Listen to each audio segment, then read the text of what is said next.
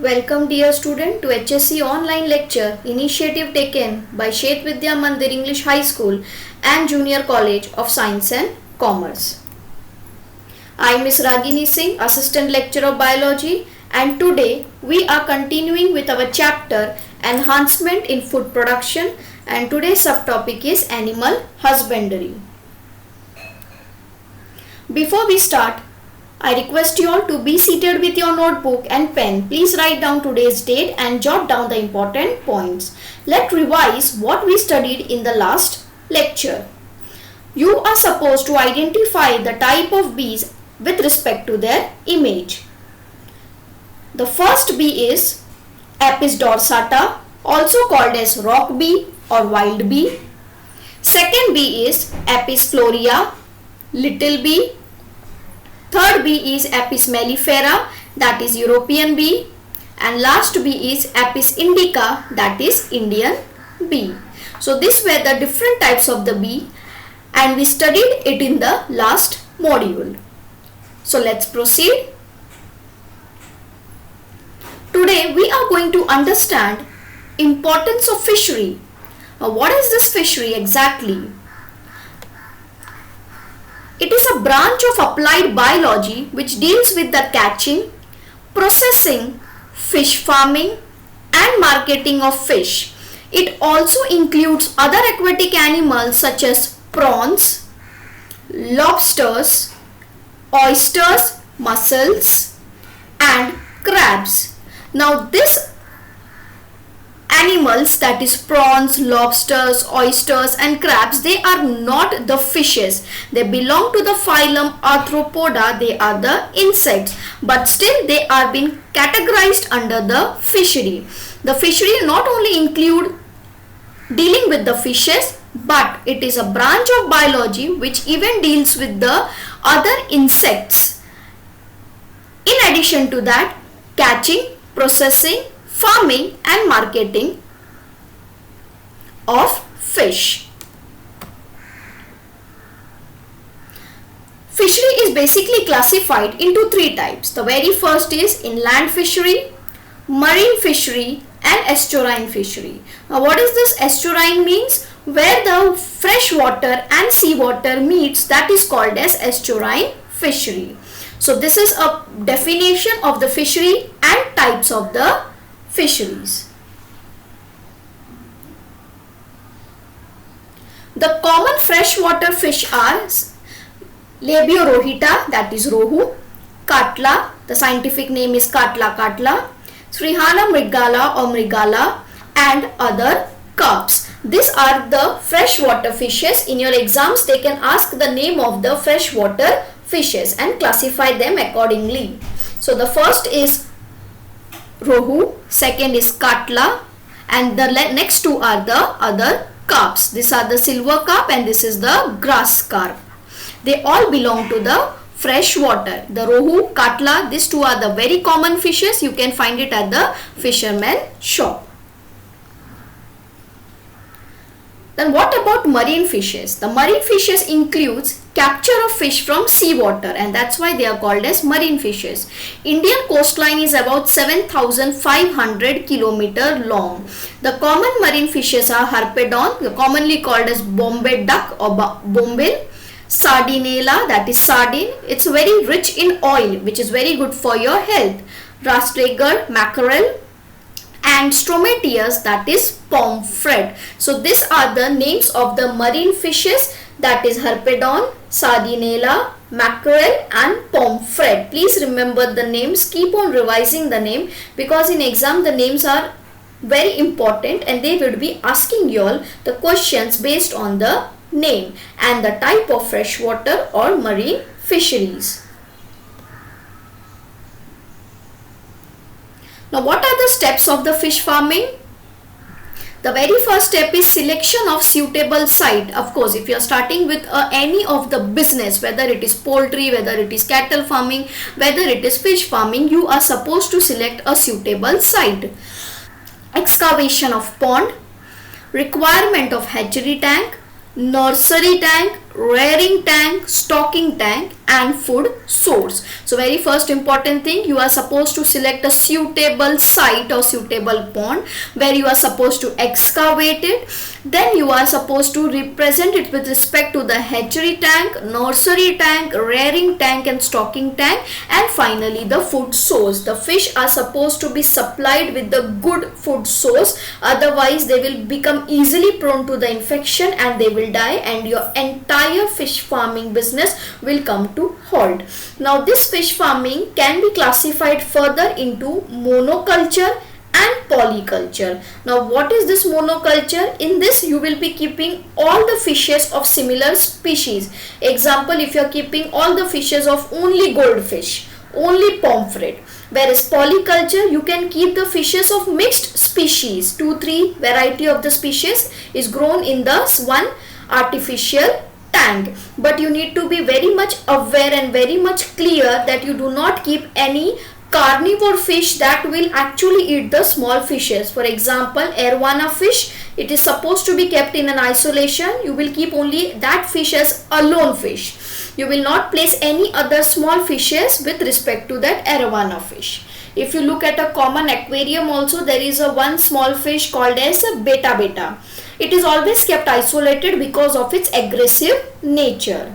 So these are the important steps of the fish farming. Now, once you are doing the farming, but obvious there is very much importance to preserve them. Otherwise, the spoilage will take place. The fish spoilage is prevented by different preservation techniques like chilling, freezing, freeze drying. All this technique involves the use of the ice, sun drying, smoke drying, salting and canning. So this is with respect to the chilling procedure, sun drying procedure, smoke drying procedure, salting. This is the common technique even we also apply at our home. And finally the canning. Canning is that you are preserving them in the small tins with the added preservatives. So which are the important preservation techniques? Remember, it's chilling, freezing, freeze drying, sun drying. What happens in the sun drying? You just place them below the sun so that the dehydration occurs, that is the water removal takes place, and because of which organisms won't be able to sit because they are not getting the moisture for their suitable growth. Similarly goes with the smoke drying, whereas salting is such a procedure which causes osmosis, that is once you apply the salt the water oozes out, because of which the moisture content becomes low and microorganisms are not being able to grow on the particular fish. Finally the canning fish, which includes the artificial preservation or artificial preservatives. So these are the different techniques for prevention of the fish spoilage. Now there are important byproducts also of this fish farming. Apart from eating the fish, the other byproducts include fish oil. This is a very good source of omega-3 fatty acid. It is obtained from the cod liver of the fish, and we do not get the direct source of the cod liver oil from our vegetarian food, and that is the only source is the fish oil. Fish meal, fish fertilizers, fish guano, fish glue. This is used in the industrial product. And isinglass. This isinglass is actually made from the fish swim bladder and it is used in the clarification of the beer. So important byproducts of the fishery includes fish oil, fish meal, fertilizers, fish guano, fish glue and isinglass. Now, second important animal husbandry that we are dealing is with respect to the sericulture. Now, sericulture is a branch of applied zoology which deals with the rearing of silkworm and production of silk. Look at this diagram of the sericulture in which you can see This is the adult female which is laying the eggs on the mulberry leaf, and once the eggs has been laid on the mulberry leaves, and why only mulberry leaves? Because when the eggs will hatch and the caterpillar will come out, they will start eating this mulberry leaf, because of which they are going to produce the silk of very good quantity as well as quality. Now if you look at this mature caterpillar, you can see the head, thoracic, that is the legs, spiracles responsible for respiration, and abdominal pseudo legs. This is the dorsal horn. Finally they will get converted into the cocoon or cocoon, and this cocoon is going to be entangled or covered with the large quantity of the silk threads. So this is a flow chart of the sericulture. How does the adult silkworm actually lays the egg, and how does this cocoon is produced, and from that how the silk is made, and then the beautiful saris has been displayed with respect to this silk. Now if you talk about this cocoon and all, the cocoon is a very tough structure. Only when the adult silkworm will leave, you can access to the cocoon, but if you are starting your business, you cannot wait for such a long period of time. So what does the sericulture business people do? They take this cocoon and they place it in a very hot water boil, and once they place it in the hot water boil, the insect dies and easily the thread can be removed. So it is ultimately you are killing the insect and the silk is being produced. But since the market demands for the silk and it's a good source of business, the procedure and the practice is carried out. Let's understand this with a very short video. These are the 4 types of natural silk which are commercially known and produced in the world. Mulberry silk, whereas eri and tussar silk are of inferior quality. Mulberry silk is of the high quality, and it is obtained from a worm called as Bombax mori. This is the Bombax mori and it belongs to the family Bombidaceae. This is an agro-based industry. It plays a vital role in the improvement of the rural economy. This is the caterpillar. Let's understand the life history of a silk moth. The total lifespan is almost 50 days. Where it undergoes the entire process of development, including hatching of eggs, young caterpillars, pupa stage, that is the cocoon stage, and finally the adult moths. Look here, the adult female is laying 300 to 500 eggs on the leaf of the mulberry tree. The eggs are round and yellowish white in color, but they turn grey around the time of hatching. So that is an indication. Look here, the small caterpillars are eating the mulberry leaves and they are growing in their size. Keep on watching this. You can clearly see how they are eating it, and the more they eat this mulberry leaves, the good quality of the silk is going to be produced. They are actually produced from a modified salivary gland, that is the silk is produced from the silk gland. This gland secretes a clear viscous fluid which on exposure of air gets hardened and form a fine silk fiber. This is the cocoon.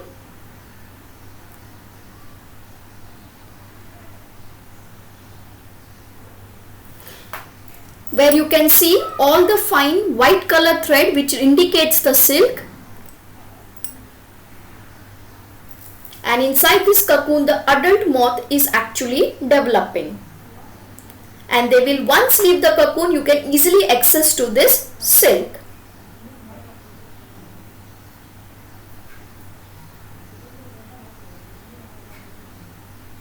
So this is the technique how does the silkworm is basically produced. It's a small scale industry, but it has a lot of demand in the Indian market.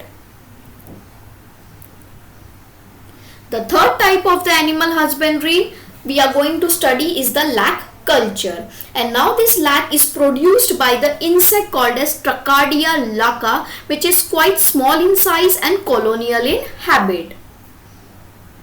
This is the lac male insect, whereas this is the female insect. The lac is very common in use. It is a very small scale business, or you can say it is used for a small scale work, but it has a lot of importance. Please remember the name of the insect, that is Trachadia laca. This is the next nest of the lark, where you can see, look at the difference between the female insect and the male insect. Now when you talk about the life cycle of the lac insect, how does it takes place? The image is taken from the textbook only, and you are supposed to go through all the diagrams from your textbook itself. None of the other diagram is being suggested to you all from your board exam point of view. Now this is the lac insect which is laying the egg, and once the egg is being laid, what happens? The yellow spot indicates shrinking of the female. Finally hatching takes place, that is the orange spot indicates eggs are about to hatch. From the egg, the very first stage that comes out is the larvae, also called as crawlers. The larvae settle on the host. The next stage is pupa. There is a morphosis which takes place. Morphosis word means change it from one form to the another. Look here, egg, larva, pupa. The male comes out from the anal operculum. Anal operculum is a small opening. There is a complete morphosis which takes place into the adult male and the adult female, and the life cycle again continues. So this is the life cycle of the lac insect. The name is very, very important of the insect, that is Trachadia laca.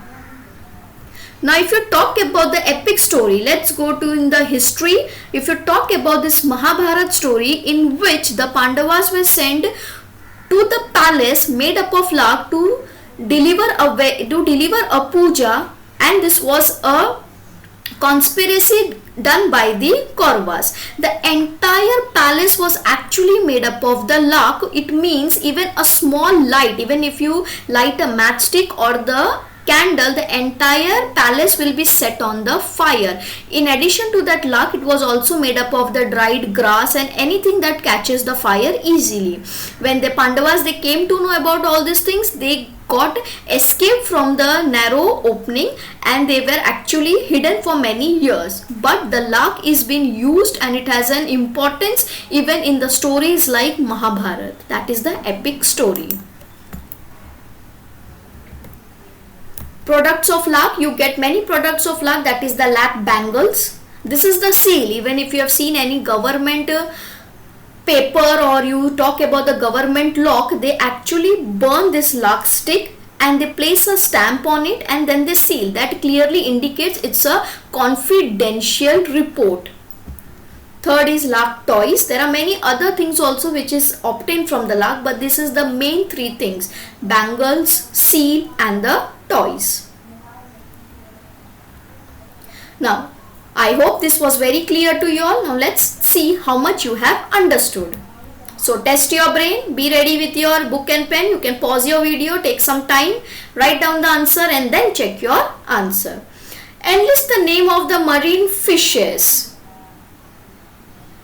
The name of the marine fishes consists of Harpedon, Sardinella, mackerel, and Stromateius. Your next question is, what is sericulture? This is a simple question. You can write down the answer very quickly. Rearing of silkworm for silk is called sericulture. Third question is, name the insect that produces lark. And the answer is Trachadia laca is the insect that produces lark. Please take down your assignment for today. Your assignment is, you are supposed to write a note on lac culture, and you will give an account of freshwater and marine fishes. Prepare the notes very properly and write down it in the caption format.